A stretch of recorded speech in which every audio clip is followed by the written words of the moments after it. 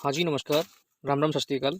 What ever feel connected with the family of Kumar Pankaj के YouTube channel पर आप सभी का स्वागत है। तो आज यूपी बोर्ड इंग्लिश लैंग्वेज का जो 70 मार्क्स का पेपर आता है क्लास 9th के लिए स्पेशली, उसका मॉडल पेपर आज लेके आए हैं जो कि 2020 में आपके एग्ज़ाम जो होंगे उसमें आपको हूबहू मिलने वाला है। ठीक है, तो इसमें हम जानेंगे जो टाइम जो होगा आपको मिलने वाला है। इसमें टाइम आपका 3 घंटे 15 मिनट का मिलने वाला है। ठीक है ना, जिसमें आपको जो 15 मिनट मिलने वाले होंगे वो पेपर रीडिंग के लिए होंगे। और मार्क्स की यदि हम बात करें तो 70 मार्क्स का पेपर रहने वाला है, और जो कि हम क्लास 9th के लिए इंग्लिश लैंग्वेज के लिए पेपर के बारे में जान रहे हैं। ठीक है, यहाँ पर कुछ जनरल इंस्ट्रक्शंस दिए हुए हैं, तो उसको जल्दी जल्दी रीड आउट कर लेते हैं। तो सबसे पहला पॉइंट लिखा हुआ है, the first 15 minutes are allotted only for reading the question paper. ठीक है, तो यहाँ सीधा सीधा वही बात बताई गई है कि 15 मिनट आपको पेपर पढ़ने के लिए दिए जाएंगे। और this question paper is divided into 2 section, और जो पेपर जो के पार्ट होने वाले हैं, ठीक है ना, तो वो 2 पार्ट में डिवाइड होगा, यानी सेक्शन ए और सेक्शन बी।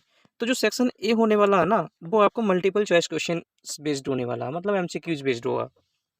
और सेक्शन बी जो होगा वो आपको डिस्क्रिप्टिव बेस्ड मिलेगा, जिसमें आपको क्वेश्चंस के आंसर आपको राइट करने होंगे। ठीक है, नेक्स्ट आपका 5th नंबर पे जो इंस्ट्रक्शन दिया गया है, ऑल क्वेश्चंस आर कंपलसरी, मतलब सभी प्रश्न अनिवार्य होंगे या अनिवार्य हैं। ठीक है, और marks are indicated against questions. ठीक है, तो जो क्वेश्चंस जो होंगे उनके ठीक सामने उसके मार्क्स भी आपको मेंशन होगा, वहाँ से आप देख सकते हैं। ठीक है, तो आइए हम चलते हैं सेक्शन ए पर। जो सेक्शन ए होने वाला है ये आपका 20 मार्क्स का होगा। ठीक है, तो 20 मार्क्स में आपका होगा, उसमें आपको एक क्वेश्चन नंबर 1 से लेके 3 तक आपको एक पैसेज टाइप मिलेगा। ठीक है, उसको रीड आउट करना है केयरफुली। ठीक है, हालांकि लिखा ज़रूर है केयरफुली, लेकिन ज़्यादा टाइम वेस्ट नहीं करना है इस पे। पता पड़े कि इसमें ही आप टाइम निकालते चले जा रहे हैं। ठीक है, तो सबसे पहले तो आप ये करेंगे, क्वेश्चन को पढ़ेंगे। क्वेश्चन पढ़ने के बाद इसको रीड आउट करेंगे तो जल्दी आंसर मिलेगा। ठीक है, तो वीडियो लंबी ना हो जाए, ठीक है, इसलिए मैं डायरेक्ट क्वेश्चन पे ही बढ़ता हूँ, उसके आंसर्स भी बता देता हूँ चूँकि मैंने अभी इसको रीड आउट किया है। ठीक है, तो सबसे पहला क्वेश्चन हमारा कहता है कि who is the narrator in the above passage. ठीक है, तो जो ऊपर पैसेज दिया गया ना, एक इसके नरेटर कौन है, किसने नरेट किया है इसके लिए। ठीक है, तो आप पढ़ेंगे ना इसको, तो यहाँ पर आंसर आपको मिलने वाला है गांधी जी, तो इसका राइट आंसर हो जाएगा ए। नेक्स्ट क्वेश्चन दिया है क्वेश्चन नंबर 2, जिसमें पूछा है गांधी जी, और गांधी जी के बारे में कुछ एक्सप्लेनेशन किया जा रहा है। उस एक्सप्लेनेशन को ध्यानपूर्वक पढ़ेंगे और बताएंगे कौन सा हमारा ऑप्शन सही होगा। जिसमें दिया गया was interested in vegetarian only. ठीक है, बी नंबर पे दिया had objection to meat eating. C option दिया ओनली ए, और डी ऑप्शन दिया है बोथ ए एंड बी। तो देखिए यहाँ पर गांधी जी के बारे में यदि हम बात करें तो ऑप्शन नंबर यहाँ पर दिया है ए, ये भी सही है, और यहाँ दिया है ऑप्शन नंबर बी, ये भी आपका सही है। तो यहाँ पर आप देखेंगे क्वेश्चन का जो ऑप्शन 4 दिए गए हैं, इसमें ऑप्शन नंबर डी पे पहुँचेंगे तो देखिए यहाँ पे बी, ए और बी दोनों दिया गया है, यानी डी नंबर पे, डी ऑप्शन पर ए एंड बी बोथ, तो यही आपका राइट आंसर होना है। ठीक है, नेक्स्ट क्वेश्चन दिया है द वर्ड स्टेमली हेयर मीन्स। अब जब पैसेज आप पढ़ेंगे ना तो वहाँ पर आपको स्टेमली लिखा मिलेगा, या हो सकता है इटैलिक वर्ड में हो, या फिर हो सकता है वो अंडरलाइंड हो। ठीक है, तो अगर नहीं भी है कोई दिक्कत नहीं है। ठीक है, आप पढ़ेंगे तो वहाँ पर होगा, लेकिन ये तो वोकेब अगर आपका अच्छा है तो आसानी से होने वाला है। तो स्टेमली जो होता है इसका मीन होता है स्ट्रिक्टली। ठीक है, जिसका आंसर ऑप्शन नंबर ए हो जाएगा। अब बात करें हम, ये जो क्वेश्चंस करके आए हैं 1 से लेके 3 तक, ठीक है ना, तो ये क्वेश्चन नंबर 1 to 3 ये आपके 1 मार्क्स के होने वाले हैं। टोटल आपके 3 नंबर के आप कर चुके हैं यहाँ तक। अब देखिए क्वेश्चन नंबर 3 आप कर चुके हैं, अब स्टार्ट होने वाला है क्वेश्चन नंबर 4 से 8 तक। तो जो 4 से 8 तक होने वाले हैं, ये choose the correct option to answer the following waste होने वाला है। ठीक है, जो आपका ग्रामर वेस्ट है। तो आप पहला ही क्वेश्चन देख रहे हैं जिसमें आपका लिखा है शी हैज़। ठीक है, ब्लैंक दिया है और फिर दिया है टू द पार्टी। अब आपको यहाँ पर सुटेबल वर्ब भरनी है। तो देखिए यहाँ पर दिया गया है हैज़, और हैज़ के साथ आप जानते हैं कि क्या आना है, B3। कहने का मतलब वर्ब की तीसरी फॉर्म, जो कि आप देख रहे हैं ऑप्शन नंबर ए पर फर्स्ट फॉर्म दी है, सेकंड ऑप्शन पर बेंट यानी कि सेकंड फॉर्म दी गई है, और हम बात करें यदि डी पर, तो गोइंग यानी कि वर्ब की फर्स्ट फॉर्म है ING, या फिर यूं कहें हम कि वर्ब की फोर्थ फॉर्म दी गई है। ठीक है, तो यहाँ पर हमारा राइट आंसर हो जाता है ऑप्शन नंबर सी, जो कि है गॉन। ठीक है, नेक्स्ट क्वेश्चन पे हम बढ़ते हैं। यहाँ दिया है, देखो ये देखिए यहाँ पर जो क्वेश्चन नंबर 5 दिया है ये आर्टिकल बेस्ड है। ठीक है, जिसमें ए एन द का यूज कराया जाता है। अब यहाँ आप देखिए, आपको जो नाउन दिया है एप्पल और इधर दिया है डॉक्टर, तो डॉक्टर से पहले और एप्पल से पहले क्या आना है वो आपको यहाँ पर सुटेबल भरना है, जो यहाँ पर सटीक बैठना है। ठीक है, यहाँ हम देखेंगे डायरेक्टली आंसर पे मैं चलता हूँ, तो ऑप्शन इसमें दिया गया है बी, जिसमें आएगा ए एन द। तो देखिए ए एन द कैसे आएगा, एप्पल से पहले यानी ए जो दिया हमारा एप्पल है ना, तो एप्पल को हम कैसे लिखेंगे, एप्पल लिखेंगे ना ऐसे करके। ठीक है, एप्पल इस टाइप से लिखेंगे। तो हिंदी वर्णमाला में आप देखिए ये जो है ना ए, एक स्वर है। ठीक है, और जब स्वर है ना तो यहाँ पर एन आएगा एक के लिए या फिर कोई के सेंस में। ठीक है ना, अगर आप ए ई आई ओ यू को ध्यान में रखेंगे तो मुझे लगता है कि कहीं ना कहीं आप गलती करने वाले हैं, क्योंकि यहाँ पर कुछ एक्सेप्शंस रहते हैं जहाँ पर गलती होना स्वाभाविक रहता है। ठीक है, तो हिंदी वर्णमाला के स्वरों के आधार पर आप प्रोनाउंसिएशन करके देखिएगा, यदि या फिर लिख के देख लीजिएगा। अगर आपका आ रहा है हिंदी वर्णमाला के अकॉर्डिंग, अगर उस बेस्ड या कॉन्सेप्ट आपका क्लियर है, तो उस हिसाब से आप अप्लाई कर रहे हैं, तो आपका बिल्कुल भी गलत नहीं होने का। ठीक है, तो यहाँ पर आंसर जो हो जाएगा हमारा ऑप्शन नंबर बी, डॉक्टर से पहले द और एप्पल से पहले एन, यानी कि ऑप्शन नंबर बी। ठीक है, नेक्स्ट है क्वेश्चन नंबर 6। क्वेश्चन नंबर 6 में कहते हैं a person who loves his country can not be. कहने का मतलब यह है कि एक वह व्यक्ति जो अपने देश से प्रेम करता है, ठीक है, वो नहीं हो सकता है। क्या क्या नहीं हो सकता है? ठीक है, तो ऑप्शन दिया है ए ट्रेटर, या फिर ए पैट्रियट, या फिर ए लॉयल, या फिर ट्रस्टवर्दी। तो देखिए यहाँ पर जो दिया गया है ऑप्शन नंबर ए है इसका राइट आंसर, चूंकि जानते हैं एक ट्रेटर, ए ट्रेटर का मतलब होता है एक देशद्रोही। जब बताइए आप कि एक व्यक्ति अपने देश को प्रेम करता है, ठीक है ना, तो वो देशद्रोही कैसे हुआ? नहीं होगा ना। तो इसका मतलब क्या है, ऑप्शन नंबर बी भी कट हो गया, डी भी हो जाएगा कट, और हो जाएगा सी भी। तो आंसर क्या हो जाएगा? ए। नेक्स्ट बढ़ते हैं हम क्वेश्चन नंबर 7 पे। 7 में आपको बताया जा रहा है कि rearrange the word clusters to make a meaningful sentence. यहाँ पर आपको एक अर्थपूर्ण वाक्य बनाना है, जिसमें आपको अरेंज करना होगा। ये इसका ऑर्डर जो है ना वो बिगड़ा हुआ है, यानी कि आपको सही से क्रम में रखना होगा। किसके फॉर्म में? आप जानते हैं SVO। ठीक है, SVO प्लस सी, मतलब कि subject verb object plus complement. ठीक है, आपको सेंटेंस के स्ट्रक्चर में सही से इसको रखना होगा, जिसका मीनिंगफुल कोई ना कोई अर्थ निकले, है ना। नेक्स्ट अगर बात करेंगे इसमें अरेंज की, तो मैं डायरेक्टली आंसर बता देता हूँ इसका। क्वेश्चन नंबर 7 में आ जाएगा डी। ठीक है, जो दिया है the red roses in my garden are beautiful. ठीक है, ये सटीक है, और बाकी जितने भी हैं तीनों ना ये गलत है। Next, which word is correctly spelled. अब देखिए पहले आता था स्पेलिंग कंप्लीट करने के लिए, जिसमें आपको कोई लेटर मिस कर दिया जाता था, उस मिसिंग लेटर को ही आपको भरना होता था। लेकिन यहाँ देखिए क्या किया गया है, यहाँ पर शब्द दिए गए हैं, यानी कि वर्ड दिए गए हैं, लेकिन उसमें आपको ये देखना कौन सा इसमें सही है, करेक्टली स्पेल्ड है। ठीक है, कौन सा हमारा सही है? तो सही की यदि बात करेंगे तो यहाँ डेफिनेशन जो पहला दिया है ये भी हमारा गलत है। ठीक है, क्यों गलत है? आप देखिए डेफिनेशन में जो एन आया ना, एन के बाद कभी ए नहीं आता है। दूसरी चीज़, अटेंडेंस की यदि बात करेंगे तो अटेंडेंस में आपका डी के बाद ई नहीं आएगा। ठीक है, यानी कि दोनों ऑप्शन हमारे गलत हो चुके हैं। अब बढ़ेंगे एक्सरसाइज पर। तो एक्सरसाइज जो होता है ना, EXER होता है, ना कि CER। तो आपका ये भी ऑप्शन गलत हो जाता है, ये भी गलत हो गया, तो बचा क्या आपका? डिवीज़न, और डिवीज़न ही हमारा इसका क्या है? Right answer. क्वेश्चन नंबर 9 पर, क्वेश्चन नंबर 9 हमारा जो है वो read out the read out the passage given below and answer the question that follow. ठीक है, तो कहने का मतलब यह है कि यहाँ पर आपको जो नीचे दिया जा रहा है ना, एक पैसेज टाइप का दिया जाएगा, उस पैसेज को आपको पढ़ना होगा। उस पैसेज को पढ़ने के बाद में जो क्वेश्चंस दिए होंगे उनके आंसर आपको देने होंगे। ठीक है, तो हम इसके भी आंसर्स आपको बता देते हैं। दिया है कि हु टर्न द पेजेस, तो देखिए टर्न पेजेस की यदि बात करेंगे तो यहाँ पर आप उस पैसेज में आपको देखने को मिलेगा जो ऊपर दिया गया है, मार्जिबी और टॉमी दोनों ही क्या करते हैं, पेजेस जो होते हैं ना उनको टर्न करते हैं। ठीक है, तो ऑप्शन नंबर क्या हो जाएगा, B is the right answer. Next दिया है क्वेश्चन नंबर 10, 10 में है कि टॉमीज गैस वाज दैट। तो यहाँ पर जो हमारा होना है इसका आंसर क्वेश्चन नंबर 10 का, तो वो हो जाएगा Margie would possess the book. ठीक है ना, जो कि हमारा किस पे आ रहा है, ऑप्शन नंबर ए पर, और यही हमारा क्या है, सही है।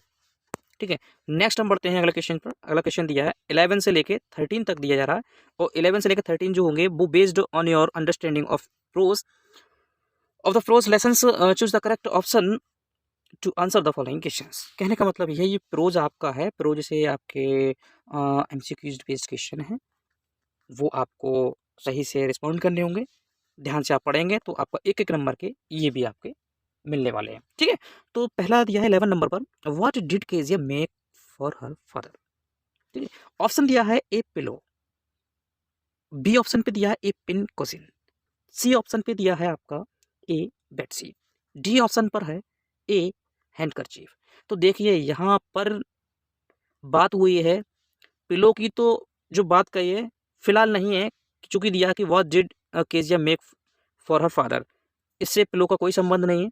ठीक है, बेड शीट का भी नहीं है, हैंड करचीफ का भी नहीं है, ये पिन कोजिन का है। ठीक है, तो यही इसका राइट आंसर हो जाएगा, यानी ऑप्शन नंबर बी, 11 का हो जाएगा बी। नेक्स्ट यह है क्वेश्चन नंबर 12, 12 में दिया कि when was Edison born, sorry when was Einstein born. ठीक है, आइंस्टीन का पूछा है, तो आइंस्टीन कब पैदा हुए थे, तो आइंस्टीन जो हुए थे वो 14 मार्च 1879 के लिए बॉर्न हुए थे, यानी कि ऑप्शन नंबर इसका ए इज द राइट आंसर। ठीक है ना, क्या हो जाएगा, ऑप्शन नंबर ए, यानी कि 14 मार्च 1879। नेक्स्ट दिया है क्वेश्चन नंबर 13, 13 क्वेश्चन कहता है कि everything suddenly looked black, black says Evelyn Y. ठीक है, 13 का जो आंसर हो जाएगा हमारा, देखेंगे option number A B C D, यानी कि 4 ऑप्शन दिए गए हैं, और 4 ऑप्शन में देखेंगे तो आपका पहला जो दिया है ना ए नंबर पर, ये भी आपका सही है, but because the weather was strongly, ये आपका गलत है। सी नंबर पर दिया है because she would be sent to a school for D, ये सही है। तो कहने का मतलब ए और सी ऑप्शन हमारा सही है, जो कि हमारा दिया जा रहा है ऑप्शन नंबर डी पे, बोथ ए एंड सी, ये आपका सही है।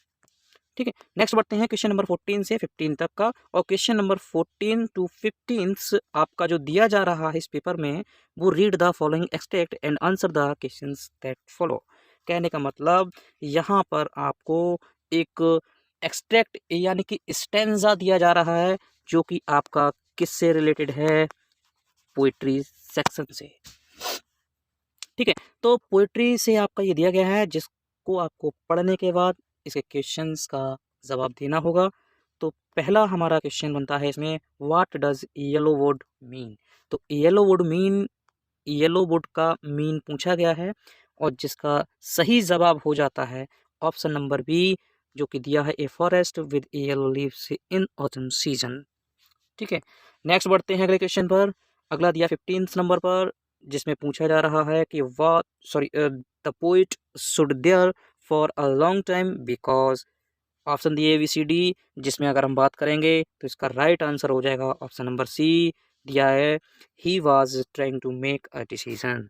ठीक है, अब बढ़ते हैं हम क्वेश्चन नंबर 16 से लेके 20 तक, 16 टू 20, जिसमें बोला जा रहा है based on your understanding of the lesson in the book movements, choose the correct option to answer the following questions. मतलब कि जो सप्लीमेंट्री है ना आपकी, सप्लीमेंट्री से ही आपके एमसीक्यूज बेस्ड क्वेश्चंस उठाए गए हैं, और यह भी आपके 1 मार्क्स दे के जाएगा यदि आपका एक सही होता है। अगर सब सही करते हैं तो 1 1 1 प्लस करते रहेंगे, और आपके आउट ऑफ 100% आपके आने वाले हैं। ठीक है, तो क्वेश्चन नंबर हम 16 पे पढ़ेंगे। 16 में कह रहा है कि sitting in storm at his friends house Prashant was worried about, जिसका राइट आंसर हो जाएगा 16 नंबर में अगर हम जाते हैं तो बी, जिसपे पूछा बताया जा रहा है हिज फैमिली इज सेफ्टी, जो कि इसका क्या हो जाएगा, राइट आंसर हो जाएगा ऑप्शन नंबर बी। नेक्स्ट हम बढ़ते हैं क्वेश्चन नंबर 17 पर। 17 क्वेश्चन नंबर जो है उसमें दिया गया है the family members decided to sell Toto because, ठीक है ना, तो इसमें जो हमारा राइट आंसर हो जाएगा वो हो जाएगा ऑप्शन नंबर बी दिया है, they couldn't afford the loss. ठीक है, नेक्स्ट हम क्वेश्चन नंबर 18 पर बढ़ते हैं। Iswaran was an asset to Mahindra as he was, तो इसका राइट आंसर हो जाएगा क्वेश्चन नंबर 18 का, जिसमें दिया है ऑल ऑफ द एबव, चूंकि ये तीनों विशेषताएं इसमें मिलती हैं। ठीक है, नेक्स्ट बढ़ते हैं क्वेश्चन नंबर 19 पर। दिया है the currency of the kingdom of fools was, ठीक है, तो इसमें हो जाएगा भैया डूडू, क्या हो जाएगा, डूडू इज द राइट आंसर, यानी ऑप्शन नंबर ए। क्वेश्चन नंबर हम 20 पे बढ़ते हैं। 20 कहता है कि the happy Prince was gilded with thin lips of, तो इसका राइट आंसर जो होगा ए बी सी डी में से फाइन गोल्ड, ठीक है, जो कि दिया जा रहा है ऑप्शन नंबर सी पर। ठीक है, तो नेक्स्ट हम आगे बढ़ते हैं। अब आ जाते हैं सेक्शन नंबर बी, जो कि सेक्शन नंबर बी जो है ना, ये आपका 50 मार्क्स का होने वाला है। सॉरी, ये जो होने वाला है क्वेश्चन नंबर 21, ठीक है, और सेक्शन बी की यदि बात करेंगे तो 50 मार्क्स का हो जाएगा। बढ़ते हैं कि read the passage carefully and answer the questions given below, ठीक है, इस पैसेज को ध्यानपूर्वक पढ़ना है, और ध्यानपूर्वक पढ़ने के बाद में आपको 4 क्वेश्चंस दिए होंगे जो कि कैसे हैं, डिस्क्रिप्टिव, ये ऑप्शन बेस्ड नहीं मिलेंगे आपको। ठीक है, अब यहाँ पर आपको इन चारों के जवाब देने होंगे। ठीक है, ये आप स्वयं करेंगे चूँकि वीडियो बहुत लंबा हो जाएगा। अगर किसी भी क्वेश्चन में कोई प्रॉब्लम आती है तो आप कमेंट बॉक्स में जाकर के आप एक बार क्वेश्चन नंबर डाल देंगे ना, तो मैं शॉर्ट वीडियो उस पर बनाकर आपको प्रोवाइड करा दूंगा। ठीक है, नेक्स्ट ये है क्वेश्चन नंबर 22, जिसमें आपको डिस्क्रिप्टिव में ही पूछा जा रहा है, ये 4 मार्क्स का होने वाला है। इसमें आपको एक ही क्वेश्चन का आंसर देना है, जिसमें आपको लेटर या एप्लीकेशन में से आपको कोई एक चुनना है। या तो आप लेटर करिएगा, लेटर नहीं करते हैं तो आप एप्लीकेशन करिएगा। ठीक है, अगर आप करते हैं तो आप 4 नंबर के इसमें हकदार बन जाते हैं। 23 क्वेश्चन पे पढ़ते हैं। तो answer any one of the following in about 80 to 100 words, जिसमें अब देखिए यहाँ पर जो दिया गया है ना, डायरेक्टली ऐसे का कहीं जिक्र नहीं किया गया है, लेकिन यहाँ पर जो 80 से लेके 100 शब्दों के बीच लिखा रहा है, और साथ ही साथ इसमें हिंट्स भी दिए जा रहे हैं, और इसमें टाइटल भी दिया जा रहा है, you love your mother very much. तो ये जो दिया जा रहा है ना, एक टाइटल दिया जा रहा है, और इसी टाइटल पर ही आपको क्या करना है ना, एक्सप्लेन करने हैं, जो इसमें पॉइंट्स दिए गए हैं हिंट्स टाइप में, इसी को ध्यान में रखते हुए। अब आप चाहें तो आप इनका हेडिंग बना लीजिएगा। अगर हेडिंग बना के नहीं कर पा रहे हैं, कोई बात नहीं, इन हेडिंगों को ध्यान में रखकर आप बिना हेडिंग के भी डायरेक्टली कर सकते हैं। ठीक है, तो ऑप्शन आपके पास दोनों हैं, जैसा भी आप करना चाहें। अब देखिए यहाँ पर अगर आपको ये टफ लगता है, यहाँ पर आपको चॉइस मिल जाती है, क्योंकि यहाँ पे आप देख रहे हैं ना, क्वेश्चन नंबर 23 में आप देख रहे हैं कि यहाँ एनी वन लिखा है। एनी वन का मतलब कोई एक। अब कोई एक करेंगे तो आप नीचे बढ़िएगा, देख रहे हैं आप यहाँ पे पिक्चर दी गई है। यहाँ जो पिक्चर दी गई है, ये पिक्चर आपको हिंट दे रही है। ठीक है, और यहाँ पर आपको एक टाइटल दिया गया है, ये देखिए, एनिमल्स टू हैव इमोशंस। ठीक है, इस पर आपको क्या करना है, इस पिक्चर को ध्यान से देखना है, और देखने के बाद में क्या करना है, सजेशंस देनी है, talking suggestions from them, right an article. एक तरीके से एक आर्टिकल दे दिया गया है, एनिमल टू हैव इमोशंस। ठीक है, तो इसको आपको इंग्लिश में ही लिखना होगा। नेक्स्ट यदि हम बढ़ते हैं क्वेश्चन नंबर 24 पर, तो 24 में देखिए दिया गया है rewrite the following by changing into indirect speech. ठीक है, तो इनडायरेक्ट स्पीच दिया है यहाँ पर, आप देखेंगे he said to me, comma inverted commas, I can't defeat you in swimming, full stop speech close. तो आप ये देखेंगे असर्टिव सेंटेंस दिया है, तो असर्टिव सेंटेंस को देखिए मैं इसको डायरेक्ट बनवा ही दे रहा हूँ, जिससे कि ठीक है टाइम वेस्ट ना हो। दिया है कि he told he said to me, तो सेड टू को किस में चेंज करेंगे, टोल्ड में। तो he told me, comma inverted कामास की जगह दैट आ जाएगा, तो ही टोल्ड मी दैट अब हम प्रोनाउन को चेंज कर, आ जाएगा इसकी जगह पर ही, ठीक है ना। अब कैन दिया है तो कैन को किस में चेंज करेंगे, कुड में। क्यों करेंगे, क्योंकि यहाँ पर जो देख रहे हैं ना आप, सेड दिया है, यानी कि हमारी जो रिपोर्टिंग वर्ब है ना वो भी पास्ट में दी है, और जब पास्ट में दी है तो हम जो आने वाली जो स्पीच के अंदर हेल्पिंग वर्ब होगी उसको भी कन्वर्ट करते हैं, ठीक है। जो टेंसेस के रूल होते हैं ना अप्लाई करेंगे इसमें, लेकिन ध्यान रखिएगा अगर रिपोर्टिंग वर्ब जो है ना ये वाली स्टार्टिंग में दी होती है कामा इन्वर्ट कामा से पहले, यानी स्पीच से पहले, अगर प्रेजेंट या फ्यूचर में होती है तो कभी भी टेंस चेंज नहीं करते हैं और ना ही स्पेशल वर्ड चेंज करते हैं। इस चीज़ का विशेष ध्यान रखिएगा, ठीक है। तो यहाँ पर मैं बता देता हूँ आंसर डायरेक्टली क्या होगा इसका, he told me that he could defeat me in swimming, ठीक है। तो यहाँ पे यू की जगह पे मी हो जाएगा। नेक्स्ट दिया है बी नंबर पर, change the following into passive voice. अब देखिए यहाँ पर वॉइस आ गया, और वॉइस में भी आपसे क्या बनवा रहा है, पैसिव वॉइस। एक्टिव में दिया है, पैसिव बनवा रहा है। तो दिया है कि she is cleaning her wardrobe. Wardrobe जो दिया है ना इसका मतलब होता है अलमारी। अब क्या करेंगे ना, यहाँ से अलमारी जो दिया हुआ है इसको डेफिनेट बना देंगे, डेफिनेट बना के ही हम इसको सब्जेक्ट रूप में दिखाएंगे। तो क्या करेंगे, the wardrobe is being cleaned by her, ठीक है। तो इस तरीके से हमारा इसका पैसिव बन जाएगा। नेक्स्ट दिया है ऑप्शन नंबर सी, और ऑप्शन नंबर सी में है वो आपको दिया जा रहा है पंक्चुएट करने के लिए, यानी कि एक ऑर्डर दिया, एक सेंटेंस दिया होगा, ठीक है, उसमें पंक्चुएशन जो मार्क्स होते हैं ना वो नहीं दिए होंगे, वो आपको सही करना होगा, सही से लगाना होगा, या फिर लेटर जो होते हैं ना वो आपको कहीं पे कैपिटल होगा तो कहीं पे स्मॉल होगा, तो वो भी करेक्शन आपको इसमें पंक्चुएट में करना होता है, ठीक है। यहाँ पर आप देखेंगे इट मे रेन, ठीक है, this evening said the mother to her son Anil. अब देखिए सबसे पहली बात तो यही है कि जब कभी किसी का नाम आता है तो पता है आपको उसका लेटर, पहला लेटर क्या बनता है, कैपिटल में, यानी कि बड़ा बनेगा। और स्टार्टिंग में क्या होता है, सबसे पहला लेटर बड़ा बनना चाहिए। दो मिस्टेक हो गई इसमें। अब देखिए यहाँ पर ये नरेशन टाइप में दिया जा रहा है, आप देखेंगे ये इस तरीके से आएगा ना, यानी कि सेड से पहले आपको कामा लगाना पड़ेगा इवनिंग पर, और यहीं से आपकी क्या हो जाएगी, स्पीच स्टार्ट हो जाएगी, और लास्ट में आपको फुल स्टॉप लगाने के बाद में क्लोज कर देना है, और इस तरीके से आपका ये पंक्चुएट सही से हो जाएगा, ठीक है। वीडियो पॉज करके देख लीजिएगा, अगर फिर भी समझ में नहीं आता है आप कमेंट बॉक्स में कमेंट करिएगा, आपको फिर से बताया जाएगा, ठीक है। फिर दिया है translate the following into English. ये आपकी एक शॉर्ट स्टोरी दी गई है जिसमें आपको मोस्टली 4 सेंटेंसेस वाली ही मिलनी है, क्योंकि आपको यहाँ दिया जा रहा है 4 मार्क्स में। 4 से मोर देन 5 हो सकता है, लेकिन इससे ज़्यादा नहीं होने वाला है, ठीक है। तो इस स्टोरी को अगर मैं समझाऊंगा थोड़ा टाइम ज़्यादा लग जाएगा, क्योंकि मैं बता रहा हूँ कि पेपर किस पैटर्न में आना है। और सेम इसी तरीके से जो आप देख रहे हैं ना, क्वेश्चन नंबर इतना इतना इतना इतना जो भी है ऐसे ही आपको मिलना है, ठीक है। क्वेश्चन जो पूछा जा रहा है यही बदला जाएगा, नंबर क्वेश्चन का भी नहीं बदलना है कि इस नंबर पे ये, अगर मैंने यहाँ बता दिया आपको कि क्वेश्चन नंबर 24 में आपको नरेशन पूछा जा रहा है, वॉइस पूछा गया है, पंक्चुएट पूछा गया है, स्टोरी पूछी गई है, तो जी हाँ इसी पैटर्न पे ही आपको पेपर मिलना है, ठीक है। अब क्वेश्चन नंबर 25 पे बढ़ते हैं। क्वेश्चन नंबर 25 कहता है answer the following in 30 to 40 words each, ठीक है। ये आपको 30 to 40 मार्क्स में आपको रिस्पॉन्स करना है, जो कि आपके होने हैं 2 into 3। कहने का मतलब एक जो क्वेश्चन होने वाला है आपका वो 3 मार्क्स का होने वाला है, 3 मार्क्स का होने वाला है, ठीक है। तो 3 मार्क्स का होगा तो आपको कितने हो जाएंगे, 6 मार्क्स इसमें हो जाएंगे, ठीक है। अब क्वेश्चन नंबर 26 पर बढ़ते हैं, ठीक है।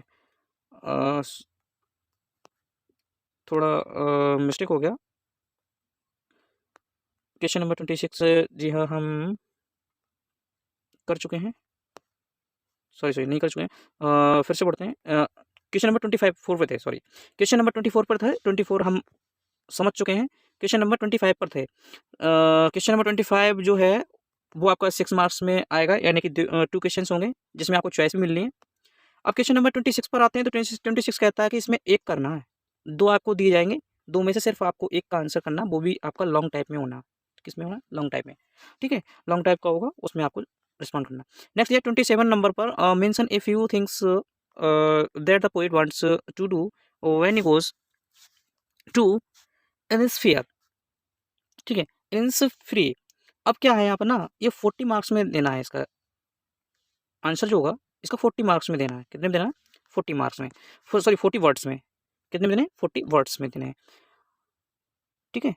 या फिर आप इसको नहीं करें तो सबसे अच्छी आपकी बेस्ट चॉइस है कि 4 लाइन की पोएम जो आती है ना, वो आपको राइट कर देनी है। यहाँ पे आपको चॉइस मिल रही है, या तो पहला क्वेश्चन करिएगा, पहला नहीं कर पा रहे हैं तो आप जो अथवा में लगा हुआ ना और में, आप इसको अटेम्प्ट करिएगा, ठीक है। 4 लाइन की आपको पोएम लिखनी है। नेक्स्ट दिया है 28 नंबर का क्वेश्चन दिया है, और right central idea of any one of the following, ठीक है। इसमें आपको 3 चॉइस मिलेंगी, यानी जिस भी पोएम का सेंट्रल आइडिया पूछा जाएगा वो आपको मेंशन करके देगा, और उसी से ही आपको करना होगा, अलग से आपको नहीं करना होगा, इसका विशेष ध्यान दीजिएगा, ठीक है। नेक्स्ट हम बढ़ते हैं क्वेश्चन नंबर 29 पर। तो क्वेश्चन नंबर 29 कहता है answer any one of the following in about 30 to 40 words. इसमें आपको सिर्फ एक का ही आंसर देना होगा, जो आपको बेस्ट लगता है उसको आप अटेम्प्ट करिएगा, और अगर आप इसको अटेम्प्ट करते हैं तो 3 मार्क्स आपको यहाँ से मिल जाते हैं। नेक्स्ट दिया है क्वेश्चन नंबर 30, और 30 में आपको एक लॉन्ग टाइप में क्वेश्चन पूछा जा रहा है, जिसमें आपको 2 क्वेश्चन दिए जाएंगे। इसमें से आपकी इच्छा है, आप चाहे फर्स्ट करिए या फिर सेकंड वाला करिए, ठीक है। और इस तरीके से आपके इसके जो मार्क्स मिलेंगे वो आपको 4 हो जाएंगे, ठीक है। तो इस तरीके से आपका ये जो पूरा पेपर मॉडल पेपर था, ठीक है, ये आपका यूपी बोर्ड एग्ज़ाम जो होने वाला है क्लास 9 का, सेम उसी तरीके से उसी पैटर्न पर आपका बताया गया है। तो वीडियो आपको कैसी लगी इसको आप बताइएगा, जिससे कि हमें मोटिवेशन भी मिलेगा, और आगे भी हम वीडियो आपको प्रोवाइड कराते रहेंगे, जिससे कि आपका यहाँ पर कुछ ना कुछ लाभ मिल सके, ठीक है। तो वीडियो देखने के लिए आपका बहुत बहुत धन्यवाद।